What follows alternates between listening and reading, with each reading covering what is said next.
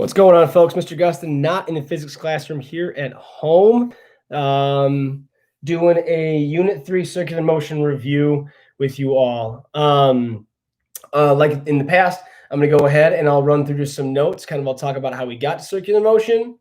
And then after talking about how we got there, I'll walk through some of the labs that we did and some of the outcomes from those labs. And then, of course, at the end, I will go ahead and I will ask if there are any questions on the review guide or these labs specifically. So the labs I'm talking about here are the Slick Lincoln lab. That was the note card and penny lab where we were spinning in a circle. There was the door frame lab that I had you all record and submit to me on that asynchronous Wednesday.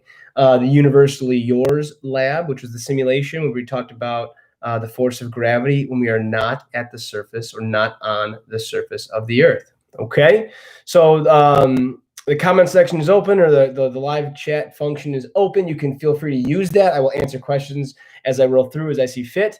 And again, after the end, I will take review questions from the review guides or the labs only, that kind of thing. All right, sound good?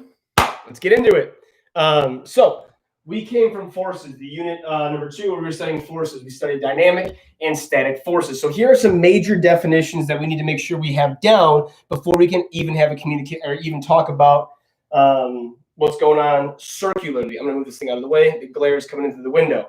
Okay, so some of the major definitions we have here that we talk about in this unit quite a bit are speed, acceleration, and force. So speed we have defined as distance over time. It is just a change in distance, or that's a kind of a redundant term, but it's distance traveled divided by the amount of time it took to move that distance. It's different than velocity, where velocity is a change in position. When I say distance, I'm already talking about a change in position. Okay, and velocity also has a direction to it. It can be left, right, up, down, north, south, east, west. Those are all velocities, whereas speed just indicates the distance you are traveling over time, independent of direction. We call that a scalar quantity. Now, an acceleration is a change in velocity, but it can also be a change in speed, right? It's always a change in velocity. It's sometimes a change in speed. And in this unit, most often, we were talking about a constant speed. And so we were stuck with this kind of like conundrum, right? Like, if objects are moving at a constant speed, is it possible that they can still have an acceleration? Okay, this was the big conundrum that we kind of got stuck on early on in the unit. And then, of course, we cannot forget about force. Force is an interaction between two objects. Count it, 2 objects. There must be 2 objects present for a force to be present as well. So forces are an interaction between 2 objects which result in an acceleration. These 2 terms are very closely related. So let's go back up here to the speed acceleration idea. If an object is moving at a constant speed, is it possible for there also to be an acceleration? Now, we have to think about the differences between velocity and speed here. And the only difference primarily between speed and velocity is that velocity is a vector, which means it's got magnitude and direction. Oh yeah, just like we've talked about from Despicable Me. So velocity, since it has a direction and speed does not, we can in fact have an acceleration. We can in fact be changing the direction of our object while maintaining a constant speed. So there absolutely can be an acceleration while maintaining a constant speed. And this is exactly how we got into our discussion on circular motion. This is not working as well as I hoped. Let's get my eraser. There we go. I'm changing the markers up. That marker is no good. So we started by saying, okay, an object that is moving at a constant speed in a straight line, if all of a sudden a force, right, this is its constant speed or velocity, all of a sudden a force acts on it, that object will start to move. And the larger the force, or the more frequent rather the force acts on the object, you see that this object starts to move in almost a circular pattern. If I apply a force like this, move this way. And then I apply another force here. You see that this object starts to move, and it almost makes this circular motion. So a force can work to change the speed of an object, or it can work to change the direction of the object. And that's what we saw to begin this unit. So in terms of what our forces are doing here, during this type of motion, they are changing the direction of our objects. Okay? An object moves tangentially, we call it V-tan. In order for that object to maintain a uniform circle, a perfect circular motion, we need what's called a centripetal force. We call it FC, we call it F net R, we call it F net C. These are all synonymous with each other, but they all mean the centripetal force.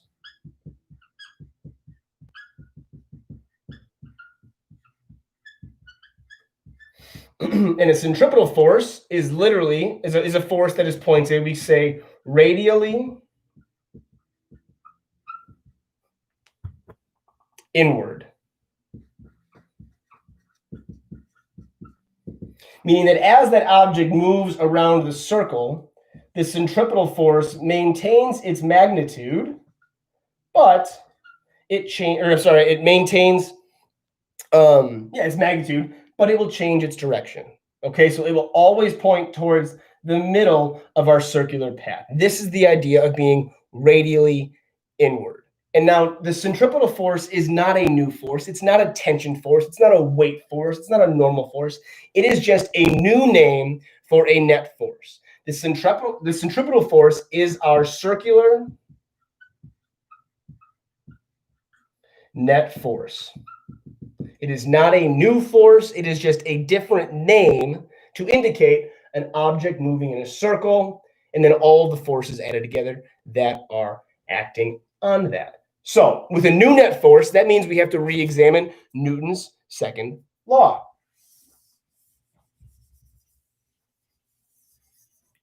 Newton's second law is the equation of Newton's laws, right? F net equals mass times acceleration. Well, if an object is moving at a constant speed, it's very difficult for us to calculate acceleration in just this way with our typical definition, right? 1/2 at squared equals, change of position. That's a tough thing to do. So we ended up coming up with, through one of our labs, the new definition, or a new definition for calculating centripetal acceleration. So here's what it was. We ended up saying centripetal acceleration is v squared, tangent velocity squared, over the radius. This is what we determined our acceleration in a circle was. Well, if I make a quick substitution, we end up with our centripetal force equation. Make sure you found this on your equation sheet. Make sure it's highlighted. Make sure it's bolded or circled. Make sure you've got some notes taken around your equation sheet. That way you know, hey, this is what this means, and you've identified its location for your test. Okay, so this is our Newton's second law. It doesn't break any rules. It's the same relationship, right? F net equals mass times acceleration, but centripetally, our acceleration is v squared over r. We also talked about how to calculate centripetal speed. All right, well, speed we know is distance over time, and the distance it's traveling is the circumference. Circumference of a circle is 2 pi r. And if you forget that, it's in the bottom right-hand corner of your equation sheet under the geometry section. Okay, now it's the circumference over capital T. Capital T is a variable we haven't seen before, but what capital T indicates to us is a variable called period. Period is the amount of time for one revolution. Okay? So if it makes 10 revolutions, the period is going to be that total time, little t, divided by the 10 revolutions, right? Period is the time for one circle to be completed. And this is how we'll calculate speed. 2 pi r, or the distance it's traveled, divided by distance traveled in one circle, divided by the time it takes to get around that one circle. These are kind of the fundamental equations around F net. We have F net r is mv squared over r, and we have the speed equation is 2 pi r over period, over capital T, not over time, over period. These are the equations that we have here. Okay, I'm going to jump into some lab stuff now and start with the different circles that we encountered in those labs. The first of those was the Slick Lincoln lab.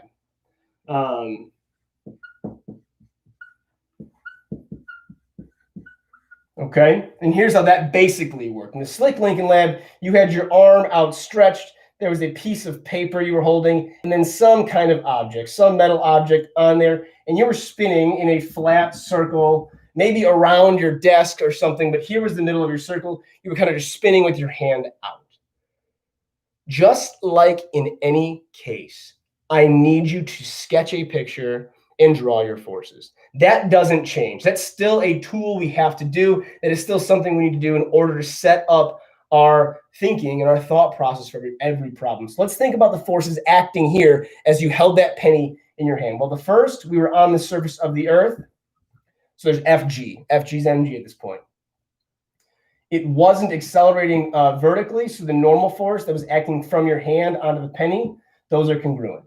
Now we have to think to ourselves, the new unit, what force was holding this penny on that paper? What force was holding the penny in your hand as you moved in a circle? Well, there was the force of friction. And in this case, it was the force of static friction. The penny wasn't moving. If it was moving, it would have gone flying off tangent to the circle. Okay? In our question here, the big question from the Slick Lincoln lab was, what is the maximum speed you can spin and keep the penny on your hand? So we went ahead and we came up with some F9 equations. So we said Fc is equal to the force of friction static. We said that must mean that mv squared over r is equal to mu mg. And if that confuses you still, it is time for that to stop confusing you. If you cannot figure out still that the force of friction is equal to the normal force times mu, the normal force is mg, it's time to figure that out. Okay? That's a substitution we're going to make very regularly.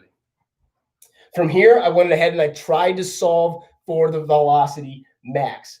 It's just a derivation, right? It's deriving an expression in terms of velocity. You can do this. You see the mass of the penny is here. The mass of the penny was there. We're left with v squared over r is equal to the coefficient of friction times g. I'm not going to solve it for you because you can do that. And we did it in lab, so check your notes. But this was the speed at which we could maximize our circular rotation, our circle, and keep the penny on. Any faster than this speed and the coefficient of friction, the stickiness between the penny and the surface is not large enough to keep the penny in place, okay? Anything less than this speed, it is large enough. Right? This is the idea with the centripetal force. If I spin any faster, the coefficient of friction is not large enough to hold that penny in place.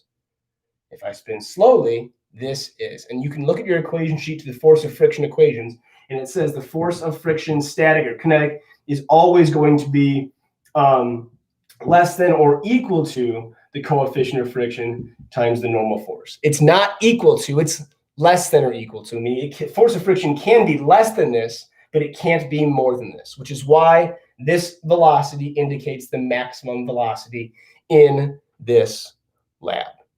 Okay? That was our Slick Lincoln lab. The next lab we did was the door frame lab. And folks, for me, this is like one of my favorite labs ever. It was so cool to watch you all make those videos and spin those things around. Some of you definitely have got a future in recording lab videos if you wish. Let's do the door frame lab now. Door frame lab looked like this. You had your door frame. I asked you to tape your lasso, your string right here. There's your hanging mass, and it made this flat circle right there. Now, we had to figure out what forces were at play. And like I've always said, draw your forces immediately. So I'm going to go ahead and say there was a Fg equals mg.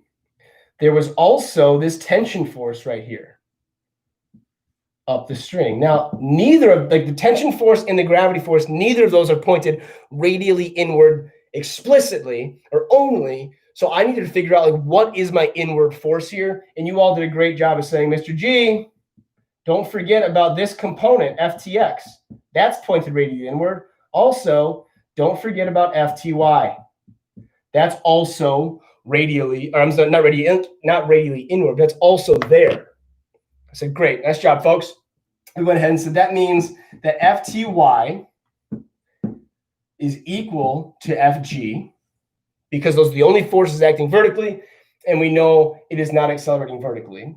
We also said that that must mean Fc, or F net R, is equal to the tension force in the x direction. Okay? The primary question here was, how fast is it moving? What is the speed of my object moving around this weird shape, this conical circle, if you will? Remember, we said it was shaped kind of like a cone. What is my speed? And the only thing you were able to do is measure some lengths, measure an angle. That was all the tools that you had, okay? And so we went through and we made some substitutions like we're used to. We said Fty is equal to mg. I wanted just to measure this angle up here. That's an important angle for us to measure. So we did using our phones. We said that Fc is mv squared over r. That's Ftx. We don't know much about Ftx. There's no force that is balancing Ftx. We also said that Fty is actually the tension force times cosine of that angle from up there. That's equal to mg. Okay. We said that Ftx could be equal to the tension force times opposite over j sine theta. Now we're getting somewhere. Is there a variable that you're identifying between the two directions that is in common? I mean, I definitely see mass in both of those equations, so I suppose I could solve for mass. That may not help me. But I also see that tension force is equal in both of those. So what I did was I isolated the force of tension over here because, again, I'm solving for speed. So I wanted an equation that would have speed in it. So I'm trying to get rid of tension force. So I do that by saying tension is mg over cosine theta. And then I went ahead and made this substitution over here. All right. We ended up with like v squared over g equaling cosine theta. I'm not solving this problem for you. We did that in class. I am reminding you on the outcomes of each lab.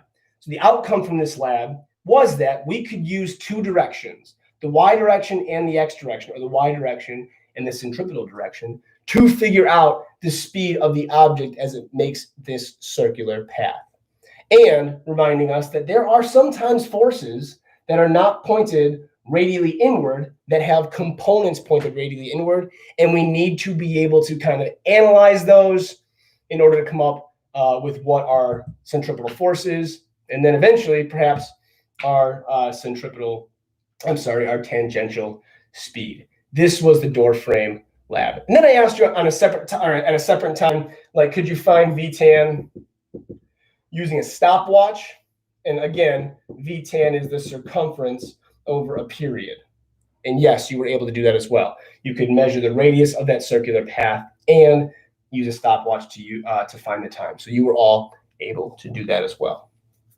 The last major lab that we did in class was the universally yours lab, where we looked at gravity. I'm talking gravity on like the universal scale. Okay. This was the idea that gravity, by definition, is the attraction of mass.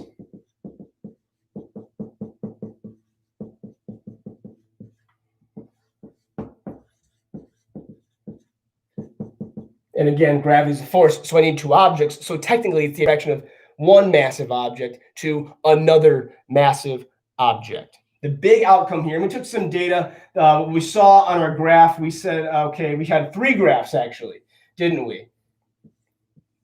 We saw that Fg in our first mass, as that first mass increased, so did Fg in a linear fashion. We saw with the second mass, as we increased that, also a linear fashion. This is a line that was a pretty crappy line.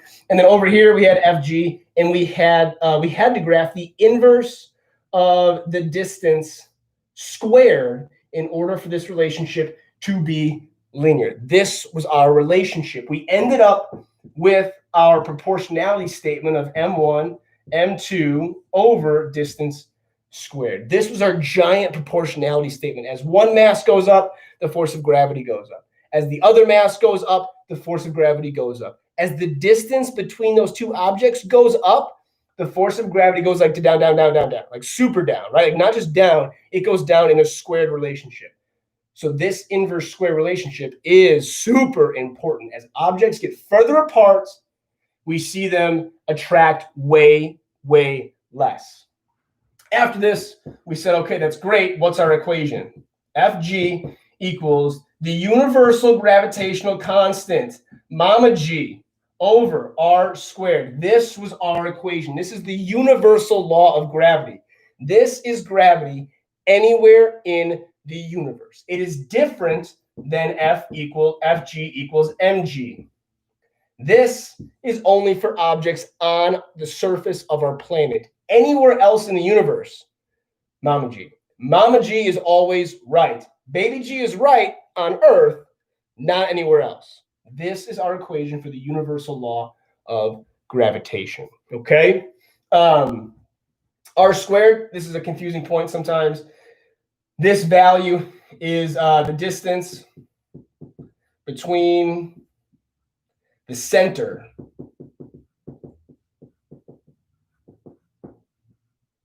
of both objects. It's just one of those things that gets forgotten sometimes. Sometimes people try to use like the surface to the surface of two objects. It's not the case. It's the center of both objects, because the center of both objects, we assume we assume that that's where the mass is for both of these objects. That's the center of mass. Therefore, that's where we measure the distance between is center to center. Okay. I want to talk a little bit more about the force of gravity and orbits.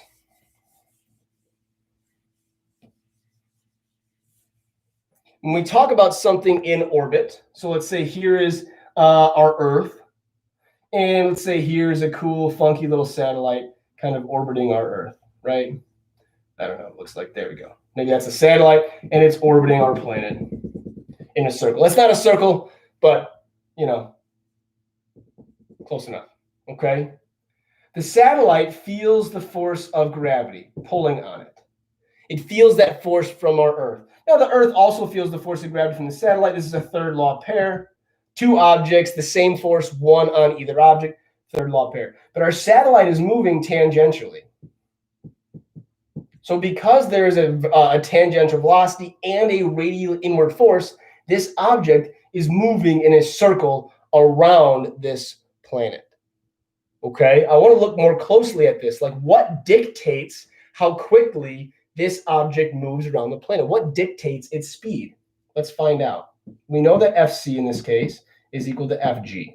We are not on the surface of the Earth. Don't you dare use mg.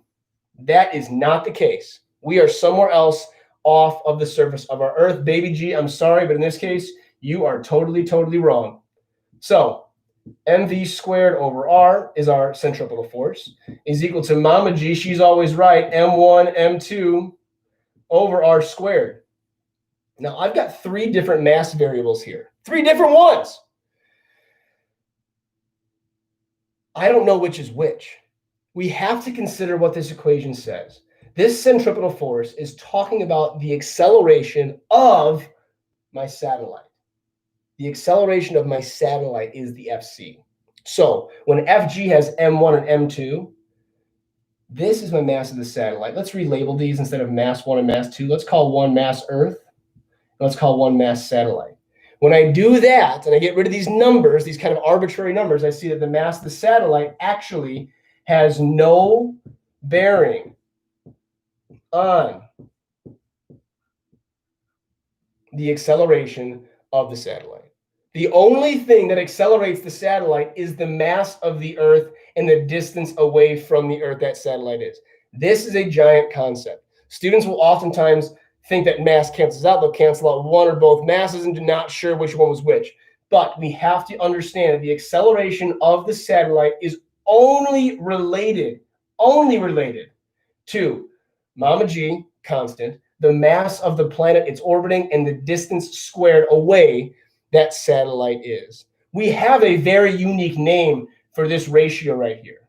V squared over r. That looks like acceleration centripetal, doesn't it? Well, our big G ME over R squared, this is what's known as a field strength. It is the gravitational field strength, otherwise known as, for us, an acceleration due to gravity.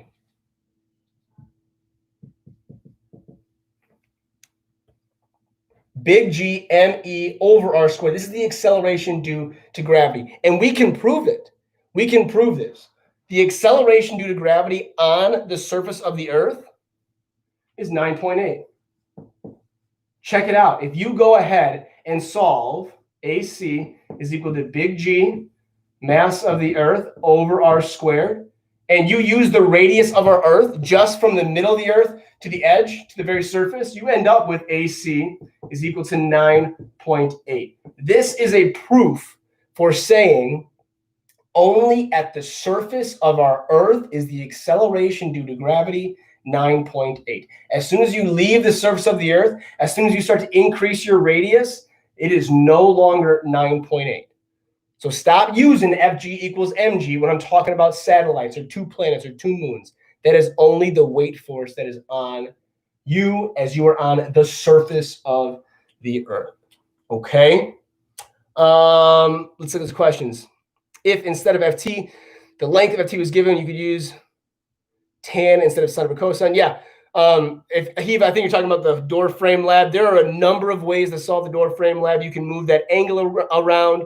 You can use lengths. But again, if you use lengths, if you use the length of the string, all you're going to end up with trigonometrically is another length, right? You can't use the length of the string to then find the force of tension.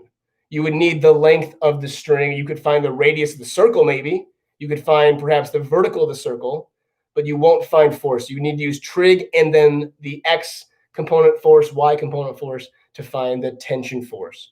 I hope that answers. What's the difference between a net radial force and an upward force during a vertical circular? Difference between a net radial force and an upward force. Net radial force. Net radial force is a centripetal force, and an upward force during a vertical circular hump. And I'll ask you to draw a picture, right? Draw a picture, label your forces. The radially inward force is the one that's pointed down towards the middle of that vertical circle. And an upward force is just whatever the upward force is, probably the normal force in that case. Draw a picture.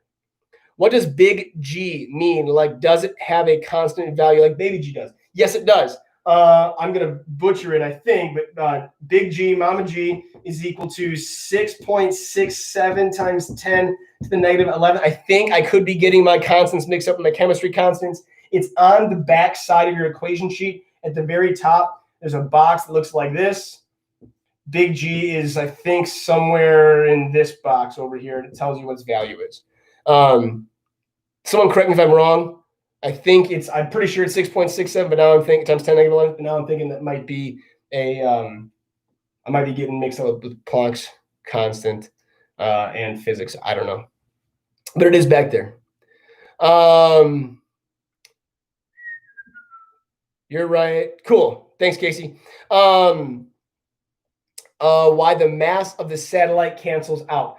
Jack, it comes down to this equation right here. It comes down to FC equals FG. Like FC is, if that's a net force, that's the net force on what object? The centripetal force is the net force on the satellite. So when I talk about its equation being mv squared over r, that's the mass of the satellite. When I'm talking about the force of gravity, the attraction between two masses, well, that's the mass of the satellite and the mass of the Earth. So algebraically, I see this statement right here, mass of satellite, both sides of that equation have mass. It drops right out, okay? So that's where it comes from. What do you do with your FG versus graph to figure out the universal? I can't actually do that. 1, 2, 3 skater. I need to do. It's not like one graph doesn't give me that. I would have to know more about my scenario, right? If you know the equation, right, you should be able to figure out if FG equals big G M1 M2 over R squared, and you know that Y equals the slope of any graph, any linear graph times your X variable, well, your x variable is 1 over r squared. Your y variable is fg. Your slope is whatever's left in that equation. That's how you would use that graph to find your slope. Why is the mass of the satellite canceling the equation? I just explained that. Anything else? That's it. Okay. Why is the mass of the satellite canceling the equation? Pradeep, I just said it. No, the mass of the satellite does not affect the acceleration. How could it? How would it? The force is the attraction between this object and this object. It affects the force. Certainly it affects the force. It doesn't affect the acceleration. There's a difference between force and acceleration. Force is the product of mass and acceleration. Yes, acceleration is just a change in velocity over time. All right. That's all I have in terms of covering our labs, covering the big outcomes of those labs. So I will open it up now to review questions. If you have questions on those 3 labs, I'm more than happy to answer those questions. Answer keys for the homework are all posted, so I'm not going to really answer homework questions at this moment, but I will answer review guide questions. I'll answer lab questions, like I just said.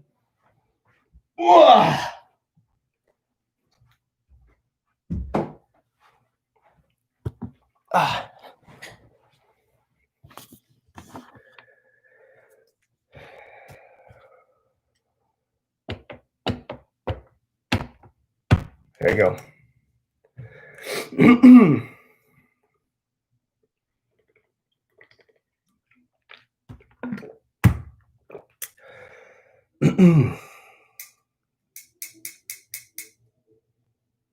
Okay. Are there any questions?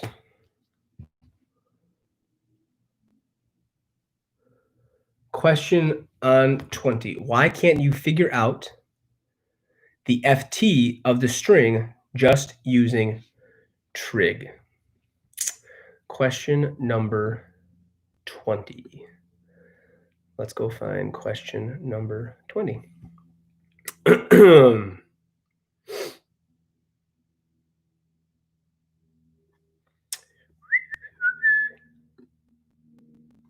My guess is that I know 1, 2, 3 skater, in order to find the tension force, you need to know some other force, right? So just trig alone, in fact, trig alone doesn't solve anything more than usually just angles. So you would need one of the legs of the triangle to solve.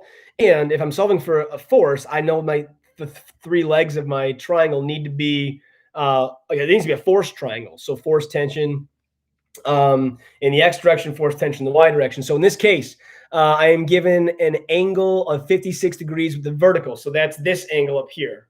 All right, this angle here is 56 degrees. And you're asking another way to say this would be 34 degrees. Here's the ceiling. This here is 34 degrees. Fine. Find the tension in the string. I don't know anything about my force triangle. 1, 2, 3 skater. Like I would need to make a triangle of forces, right? So a right triangle. Let me get the whiteboard, but I need a right triangle. And that right triangle needs to be of forces. There's no sense. This is kind of what Hiva was asking earlier. If I have this angle right here, and that's all I have, I've got no idea what the forces are. If I know the length of this string right here, that's fantastic. But if I use trig, all I'm going to find is the height and the radius, because those are lengths. I'm not going to be able to use the length to find force. What I do need, what I would have to have is, like, in order to find tension, Ftx and Fty would have to be known. I need to know at least the angle, which I do, and one of these forces, one of those legs, to find my hypotenuse. Okay, that's what I was saying earlier. You cannot use lengths to find forces alone. Now, maybe you can use lengths to find angles and use angles to find forces, but you certainly can't just use trig alone or trig in distances to find tension. Yeah, just by using Fty, but the key calculates speed also. Yeah, and that's what I showed earlier, right? You can go back in the video and see how I found Ft and used Ft to find speed. I just did that derivation less than 15 minutes ago or so. You can go back and look at that under the door frame lab. For F-net equations, is the radially inward force always positive? Oh gosh, I you know I don't like those positive negative questions. Here's the deal. My rule of thumb, it makes sense to me that if an object is accelerating in a certain direction, that direction is positive. Like those forces are winning the battle, right? So if an object is going in a circle, the forces that are pointed radially inward are winning. They're larger, right? They're larger than the forces that aren't pointed radially inward. So I would call my net force pointed inward positive. Okay, like that's just how I make that determination. You could call them all negative. It doesn't matter as long as all the forces that are in the same direction have the same sign. My opinion, whichever way the object is accelerating, you call that direction positive. That keeps your numbers positive, and I'm a fan of positive numbers. I was just wondering because the key also finds speed. Does the key? I don't mean. Does the problem ask to find speed? Determine the tension in the string. Yeah, maybe the person just got over excited and solved for speed when they're making that key. What if only an angle is given and a length of the hypotenuse? Hiva, this was our lab. This was the door frame lab. You had these lassos at home, and you didn't know the mass of your marble. You didn't know the mass of your lasso, right? You didn't know the mass. Hiva, come on. If we aren't given the mass, my guess is that with a little bit of algebra, that mass cancels out.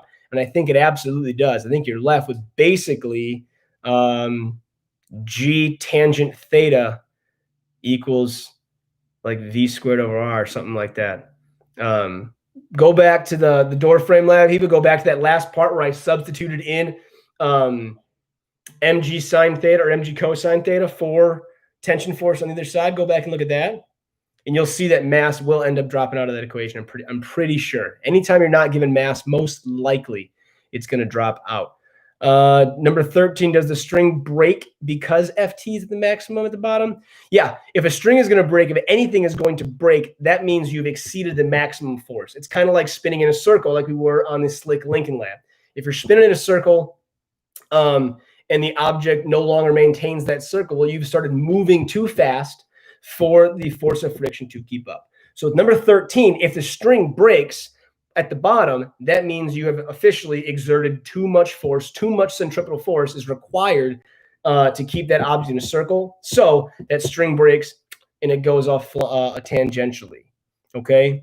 And T is maximum at the bottom. Yes, T is maximum at the bottom because if I'm thinking about my vertical circle, at the bottom, the weight force is pointed outward. The only radially inward force is tension. So tension has to work extra hard at the bottom to maintain that circle. That's why if you have your lasso at home, if you built a lasso at home like my students did in class, take that thing, spin it vertically, and you'll feel it get really heavy at the bottom. And that's because there's a lot of tension force in that string pulling on your hand. When a question asks about minimum force, what do we have to calculate differently? This, Hiva, is not really anything different, right? So minimum force is typically talking about, or minimum speed is typically talking about things that like forces that won't make it, right? So the minimum speed would be like how fast can I go and still get through a vertical circle? All right, minimum speed means like we all understand that to get through like a loop-de-loop on a roller coaster, you've got to be going fast enough. If you're going too slow, what's going to end up happening is you're going to just like the inward force and your tangential velocity won't work properly. So you're going to actually come up, and that force isn't going to change your direction, or your speed isn't going to move you forward fast enough. It's going to change your direction before you move forward, and you're going to fall. So at that point, he would define like the minimum force. Like the minimum force you should have is Fg up there, right? Just as you were upside down, you would feel that cart start to leave the surface, right? I have an object cart going up and through. If I'm going to fall, that normal force is going to go to 0. So I would calculate the minimum speed where Fc is equal to Fg, in this case, mg, because we're on the surface of the Earth, and solve for v squared or solve for v that way. And anything less than that speed would result in us falling out of that vertical circle. Let me know if that makes sense, Hiva. 1, 2, 3 skater. If a bucket were I don't know what that means.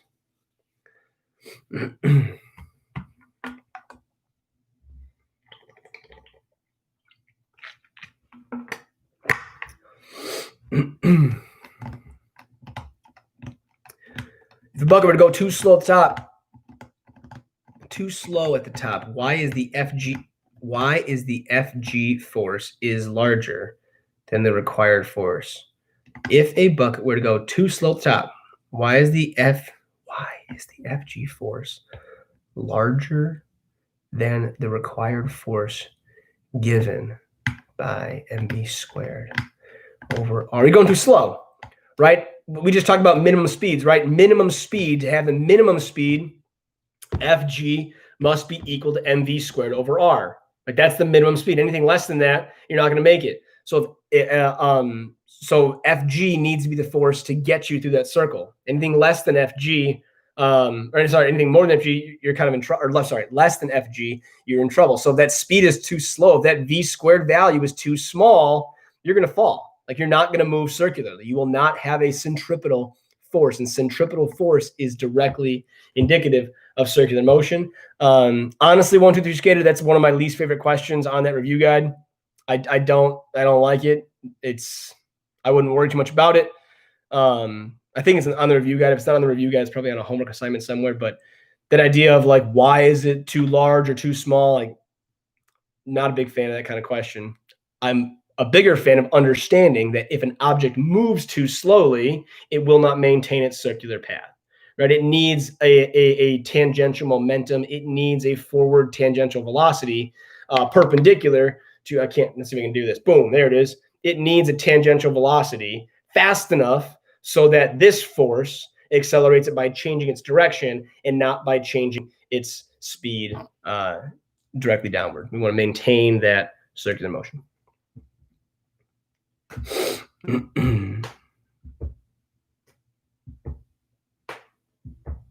Heva, did I answer your question about minimum forces?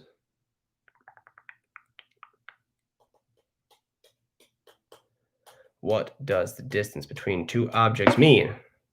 Like, would that be the radius?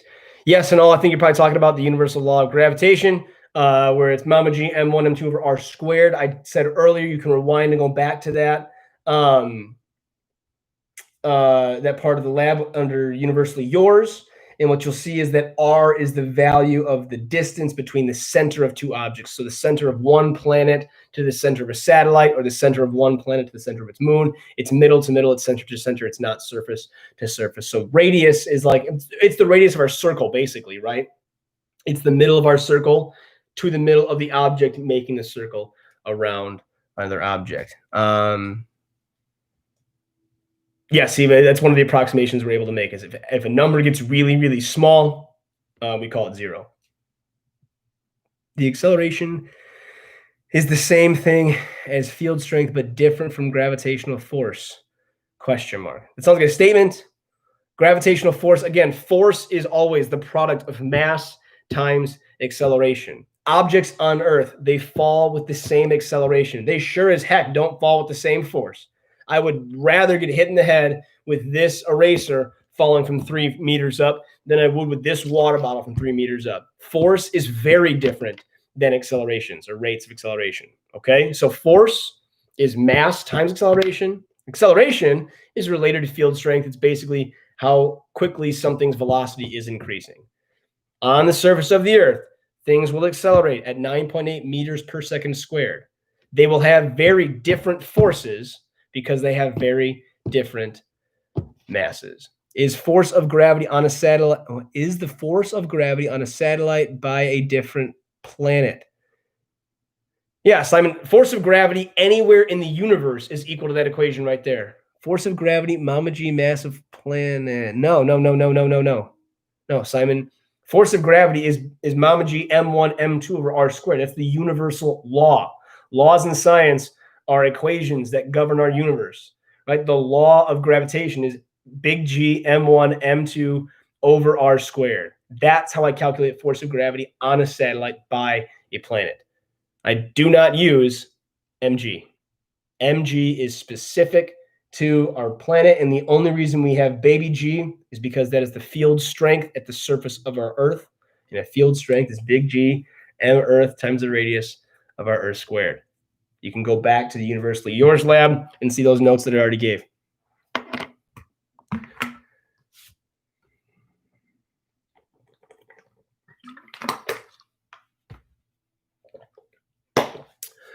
All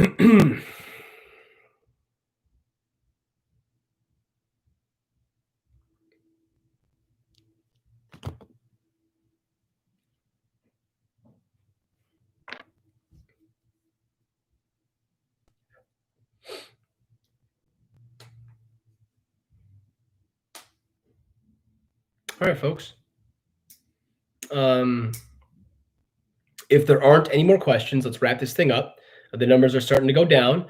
So the big takeaways here, right? We started with the idea of speed, acceleration, and force. And that acceleration can also mean a change in direction, not just a change in speed. We talked about the Slick Lincoln lab, the door frame lab, and the Universally Yours lab. These are 3 different types of circles with radially inward forces. And we discussed how we might use our understanding of forces, net forces, and radially inward forces or centripetal forces to identify these motions moving circularly. And then finally, we spent the last half of this time talking a lot about gravity and how gravity, when we're not on the surface of the Earth, is a different value. It's not that it's gone. Certainly, gravity is not gone when you're not on the surface of this planet.